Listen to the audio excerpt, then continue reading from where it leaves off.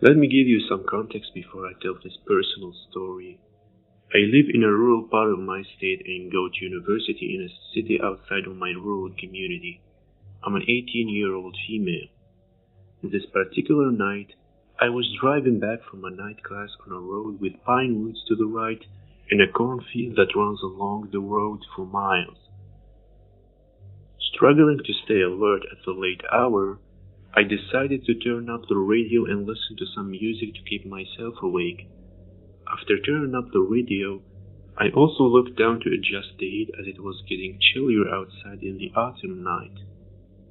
Right as I twisted the knob on the console to 70 Fahrenheit, I heard a bang and scraping noise as my body was jerked forward against the seatbelt.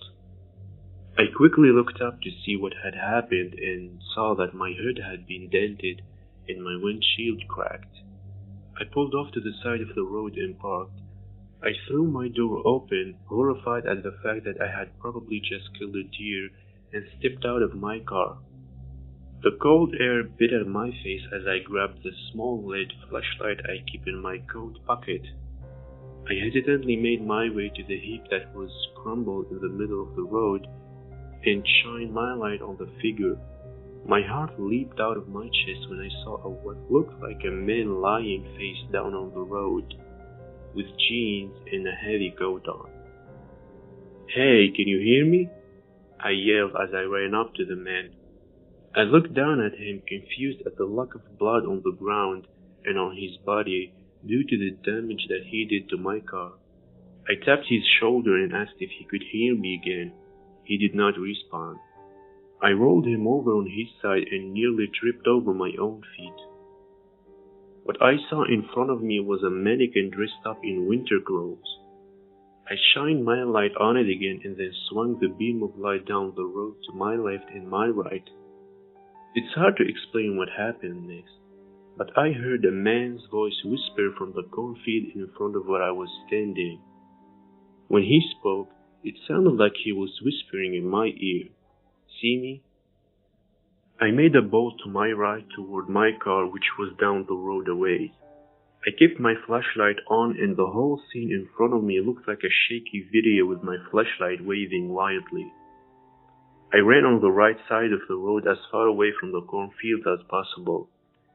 It was at this moment that I tripped in one of the infamous potholes that are lying everywhere like landmines. As I landed on my left foot, I took a pause to regain my balance and heard another man's voice yell, "Come here!" from the pine woods on my right. My heart was in my throat when I listened to the sound of leaves and branches breaking wildly and started full sprint to my car. To my surprise, I felt arms grab around my waist and chest and I was thrown down backwards into the pavement. My flashlight broke as my hand smacked into the concrete of the road. I had landed painfully on my back and could only faintly see the outline of my attacker. He brought his foot down heavily on my left ankle, and I cried in pain as he grabbed my leg and started dragging me towards the cornfield. I fell out of my stupor and started kicking at him with my other leg and threw my broken flashlight at him in a final attempt at freedom. It hit him squarely in the nose and I heard a solid crunch coming from his broken nose. He dropped my leg and started grabbing at his face. I dragged myself into a sitting position and swung my weight into my right foot and limped like hell to my car. I didn't stop until I yanked my door open and threw myself into the steel running car. I quickly sat down and threw the gear into drive and looked in the rear view mirror.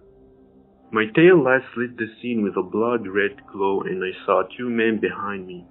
The one wearing a stocking cap had rope in his hands, and another man, who I can only assume was the one in the cornfield, was holding a baseball bat in his hand. I had never drove faster in my entire life.